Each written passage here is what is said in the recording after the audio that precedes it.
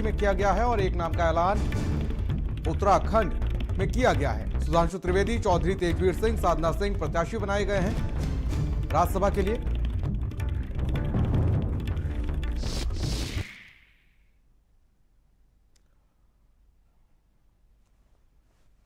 और हमारे साथ संगीता बलवंत जी बीजेपी से प्रत्याशी हैं राज्यसभा के, हमारे साथ जुड़ चुके हैं। संगीता जी, बहुत बहुत स्वागत है और सबसे पहले बहुत बहुत बधाई आपको। जी जी, बहुत बहुत धन्यवाद। देखिए, कहीं ना कहीं यहाँ पर महिला सशक्तिकरण को भी बढ़ावा दिया गया है। कैसे देखती हैं सरकार की इस चयन प्रक्रिया को अगर देखा जाए तो आपको राज्यसभा भेजने की तैयारी में है सरकार? देखिए, आज मैं भारतीय जनता पार्टी को बहुत हार्दिक धन्यवाद दूंगी, संगठन के शीर्ष नेतृत्व को और अपने माननीय देश के प्रधानमंत्री श्री नरेंद्र मोदी जी को और उत्तर प्रदेश के यशस्वी मुख्यमंत्री माननीय श्री योगी आदित्यनाथ जी को और अपने जनपद गाजीपुर के विकास पुरुष महामहिम माननीय श्री मनोज सिन्हा जी को बहुत हार्दिक धन्यवाद देती हूँ कि आज आधी आबादी को जिसकी बात करती है भारतीय जनता पार्टी, उसको सुदृढ़ होते हुए इस पूरे देश को उसने दिखाया है। जी देखिए संगीता जी, कहीं ना कहीं देखा जाए तो इस बार रिपीटिशन सिर्फ एक प्रत्याशी का हुआ है, सुधांशु जी का जी। और अगर आपकी बात करें तो एक लंबा राजनीतिक अनुभव है आपका, और किस तरीके से देखती हैं, किस तरीके से जो मुद्दे हैं जनता के कैसे रखेंगी? देखिए, मैं 2017 में यहाँ से गाजीपुर सदर से विधायक भी रही हूँ और अंतिम मंत्रिमंडल में पार्टी ने हमें मंत्री भी बनाया था। और जो हमारे कार्य शेष रह गए हैं विधायक रहते हुए, आज जब यह अवसर दिया है पार्टी ने, तो उन शेष कार्यों को मैं पूर्ण करने का पूरा प्रयास करूंगी। बहुत बहुत शुक्रिया हमारे साथ जुड़ने के लिए। और हमारे साथ भूपेंद्र चौधरी जी, बीजेपी यूपी अध्यक्ष हैं। सर, बहुत बहुत स्वागत है। जी नमस्कार सबको। आपको सर, 7 प्रत्याशियों का ऐलान किया गया है, किस तरीके से देखते हैं? किस तरीके से कहीं ना कहीं इस बार देखा जाए लोकसभा की तो नहीं लेकिन राज्यसभा में आप आगे निकलते हुए नजर आ रहे हैं समाजवादी पार्टी से तैयारियों के तौर पर? मैं केंद्रीय जी उन्होंने जी 7 लोगों को, 7 हमारी पार्टी के वरिष्ठ कार्यकर्ताओं को इस रूप में आने का अवसर दिया है। पार्टी ने जो हमारे कार्यकर्ताओं को दी है, मिलकर हम जो जन और माननीय प्रधानमंत्री जी के नेतृत्व में जो काम है उसे लेकर आगे बढ़ेंगे। जी, अगर देखा जाए इन 7 प्रत्याशियों का एक लंबा अच्छा खासा राजनीतिक अनुभव है, किस तरीके से जनता की आवाज को बुलंद किया जाएगा राज्यसभा में? निश्चित रूप से जनता के विषयों को, उत्तर प्रदेश के जो विषय हैं, डेवलपमेंट के विषय हैं और बाकी विषय हैं, उनको प्रमुखता से सरकार का ध्यान आकर्षित करने के लिए सदन में उठाया जाएगा। और सब लोग सीनियर लोग हैं और पार्टी के समर्पित कार्यकर्ता के नाते सब लोगों ने सदन में और सरकारों में काम करने हमारे कार्यकर्ताओं का है। और निश्चित रूप से आने वाले समय में एक जनता की, समाज की आवाज को उठाने का काम करें। देखिए, अगर लिस्ट की ओर ध्यान किया जाए तो सभी चेहरे नए हैं, सुधांशु त्रिवेदी को अगर छोड़ दिया जाए तो? सब सीनियर पार्टी के सीनियर लोग हैं, लंबे समय से पार्टी में काम कर रहे हैं सब लोग, और उनका पार्टी में एक स्थान है, समाज में एक स्थान है। निश्चित रूप से मैं केंद्रीय नेतृत्व का धन्यवाद करता हूं कि उन्होंने बहुत सोच समझ कर पार्टी के हित में, समाज के हित में निर्णय लिया है और जो एक हम सब मिलकर पूरा करेंगे, ऐसा मुझे विश्वास है। चलिए, बहुत बहुत शुक्रिया हमसे जुड़ने के लिए भूपेंद्र चौधरी जी आपका।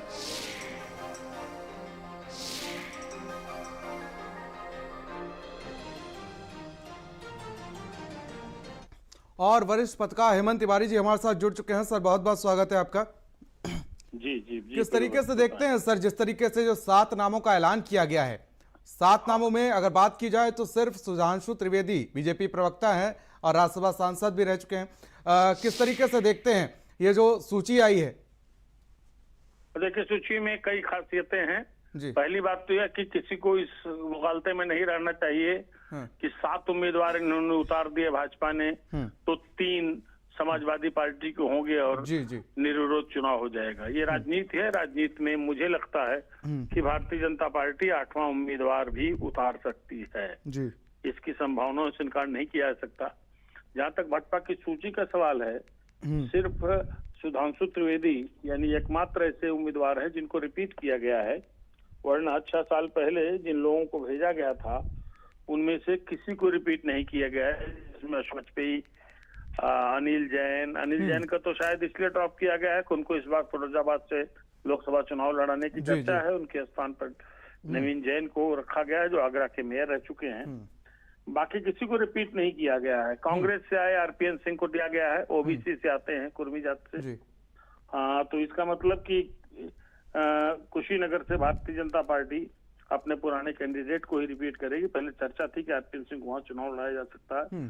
चौधरी तेजवीर सिंह है, मथुरा से आते हैं और जाट बिरादरी से हैं, सांसद रह चुके हैं पहले 3 टर्म।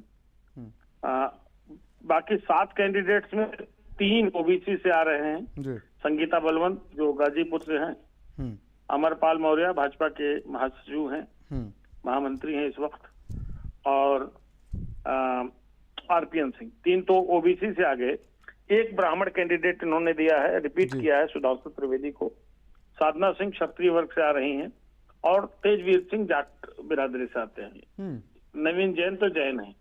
संगीता बलवंत, अमरपाल सिंह और आरपीएन सिंह 3 ओबीसी कैंडिडेट भी हैं। तो इस लिस्ट में आप देख सकते हैं कि भारतीय जनता पार्टी के प्रति जो वफादार रहे हैं वर्षों से, उनको भी जगह मिली है, और चौधरी तेजवीर सिंह और आरपीएन सिंह जैसों को भी जगह मिली है, जो दूसरी पार्टियों में क्रमशः कांग्रेस और लोकदल में बहुत अच्छी स्थिति में रहे हैं, केंद्रीय मंत्री रहे हैं या सांसद रहे हैं। तो कद्दावर लोगों को टिकट दिया है। संगठन से जुड़े 5 लोगों को इसमें टिकट मिला है जो लगातार लंबे अरसे से संगठन से जुड़े रहे हैं और भारतीय जनता पार्टी के सक्रिय कार्यकर्ता हैं। एक संतुलित सूची बनाने की कोशिश की है भारतीय जनता पार्टी ने। और हेमंत जी, जिस तरीके से दावा किया जा रहा था कि जयंत चौधरी अगर बीजेपी के साथ जाते हैं, एनडीए के साथ जाते हैं, तो एक राज्यसभा सीट उनको दी जा सकती है, और इस लिस्ट के बाद वो भी कहीं ना कहीं दावा खारिज होता हुआ नजर आ रहा है। देखिए, ऐसा है कि जो जयंत चौधरी तो एक तरीके से अभी मान लीजिए कि भारतीय जनता पार्टी यानी एनडीए के साथ आ ही रहे हैं, और उनसे भारतीय जनता पार्टी का अलायंस भी करीब करीब तय हो गया है। तो उनका मसला लोकसभा सीट के लिए है, और जो राज्यसभा सीट जो है उसमें समाजवादी पार्टी के सहयोग से वो राज्यसभा गए थे, लेकिन अब राज्यसभा छोड़ करके वो लोकसभा का चुनाव लड़ेंगे। उनके लिए वो बागपत से चुनाव लड़ सकते हैं या मथुरा से चुनाव लड़ सकते हैं, उनके लिए कोई समस्या नहीं, लोकसभा का चुनाव लड़ेंगे। और भारतीय जनता पार्टी के साथ रहा तो कंफर्टेबली जीत भी जाएंगे। 2 बार से उन्होंने लोकसभा का मुंह नहीं देखा है, 2014 और 2019 में जी। तो ये मुझे लगता नहीं है, चर्चा हो सकती है, लेकिन कोई इस तरह की शर्त भाजपा के साथ रही होगी मुझे बहुत विश्वसनीय नहीं लगता है। हाँ, इतना तो तय है कि जातीय समीकरण भी अच्छे से साधा है भारतीय जनता पार्टी ने, जो उसकी अब मौजूदा और भविष्य की जो कास्ट कॉम्बिनेशन की उसकी जो पॉलिसी और जो स्ट्रेटजी है उस स्ट्रेटजी से भी ये मैच करती है लिस्ट। लेकिन दिलचस्प बात ये होगी अभी प्रियव्रत की उत्तर प्रदेश में राज्यसभा की रिक्त हो रही 10 सीटों के लिए चुनाव होगा या फिर निर्विरोध चुन लिए जाएंगे जो उम्मीदवार हैं। इस पर अभी एक तरीके से सस्पेंस मेरे दृष्टि से बचा हुआ है, क्योंकि 8वीं सीट के लिए। बहुत बहुत शुक्रिया हमारे साथ जुड़ने के लिए हेमंत जी आपका, और तमाम जानकारी हमसे साझा करने के लिए। तो बीजेपी से राज्यसभा प्रत्याशी हैं संगीता बलवंत, और आपको बता दें कि अगर नवीन जैन की बात कर ली जाए तो आगरा के मेयर रह चुके हैं नवीन जैन, और संगीता बलवंत की बात की जाए तो बीजेपी से विधायक रह चुकी हैं।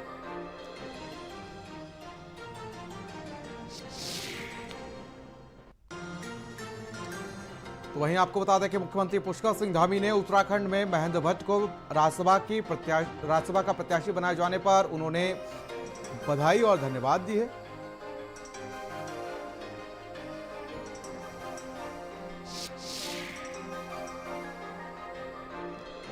और साथ ही भूपेन्द्र चौधरी ने भी एक्स पर पोस्ट करते हुए लिखा कि भारतीय जनता पार्टी की केंद्रीय चुनाव समिति द्वारा आप सभी को राज्यसभा द्विवार्षिक चुनाव और प्रत्याशी बनाए जाने पर हार्दिक बधाई और शुभकामनाएं। और महेंद्र भट्ट जी हमारे साथ जुड़ चुके हैं, बीजेपी के राज्यसभा से प्रत्याशी हैं। सर, बहुत बहुत स्वागत है और बधाई हो। धन्यवाद भाई साहब, बहुत बहुत धन्यवाद आपका। जी, अगर देखा जाए तो कहीं ना कहीं एक बड़ा मौका है उत्तराखंड के लिए, आपके लिए, उत्तराखंड के जो मुद्दे हैं वो राज्यसभा में रखने के लिए। जी, मैं अपने नेतृत्व का आभार व्यक्त करता हूँ।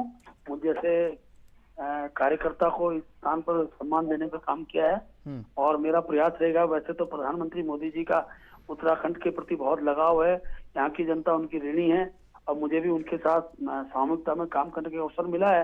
मैं अपनी ओर से अपने नेतृत्व का, माननीय राष्ट्रीय अध्यक्ष जी का, माननीय प्रधानमंत्री मोदी जी का, सभी नेतृत्व का हृदय से आभार व्यक्त करता हूँ। मुझे जिम्मेदारी दी गई है। जी, अगर देखा जाए तो कहीं ना कहीं एक बड़ा कद है महेंद्र भट्ट का, उत्तराखंड में बीजेपी के प्रदेश अध्यक्ष हैं और अब राज्यसभा।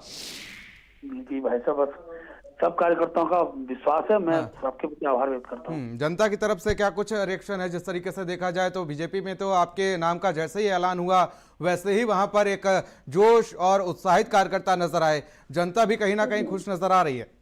ये कार्यकर्ता का स्नेह है और जनता के बद्रीनाथ में विधायक रहा हूँ, पहले उसके पहले नंदप्रयाग से रहा हूँ, तो जनता से भी युवा मोर्चे समझ काम कर रहा हूँ।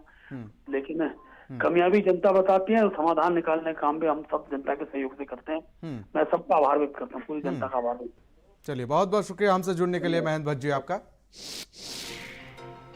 तो जिस तरीके से देखा जाए तो कहीं ना कहीं अगर महेंद्र भट्ट की बात करें तो उत्तराखंड के प्रदेश अध्यक्ष हैं बीजेपी के और पूर्व केंद्रीय मंत्री रह चुके हैं आरपीएन सिंह। और महेंद्र भट्ट की बात करें तो एक लंबा राजनीतिक अनुभव है इनके पास, विधायक रह चुके हैं और उसके बाद अब अगर देखा जाए तो उत्तराखंड बीजेपी के प्रदेश अध्यक्ष हैं। और सुधांशु त्रिवेदी की बात कर रहे हैं तो सुधांशु त्रिवेदी जो है वो राष्ट्रीय प्रवक्ता हैं बीजेपी के, बेबाक अंदाज के लिए जाने जाते हैं और सीनियर लीडर के तौर पर बीजेपी इनको प्रेजेंट करती है। सीनियर लीडर हैं बीजेपी के सुधांशु त्रिवेदी और राज्यसभा से सांसद रह चुके हैं। और आरपीएन सिंह की बात करें तो पूर्व केंद्रीय मंत्री रह चुके हैं आरपीएन सिंह।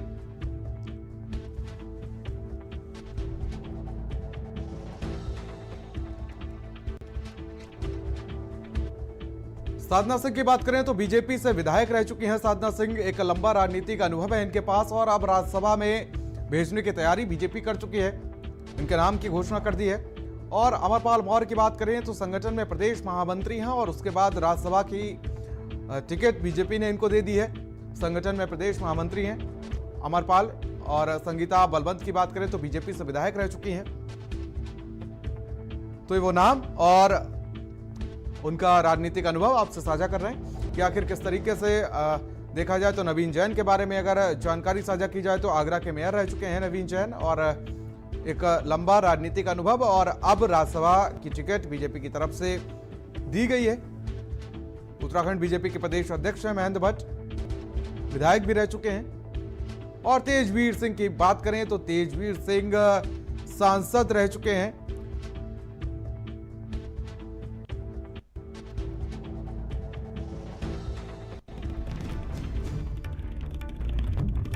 और यूपी में राज्यसभा चुनाव निर्विरोध होने के आसार ज्यादा नजर आ रहे हैं। इस वक्त की बड़ी खबर, बीजेपी से तयशुदा 7 प्रत्याशी ही मैदान में उतारे गए हैं। यह बड़ी अपडेट इस वक्त की सामने आ रही है, जहां पर आपको बता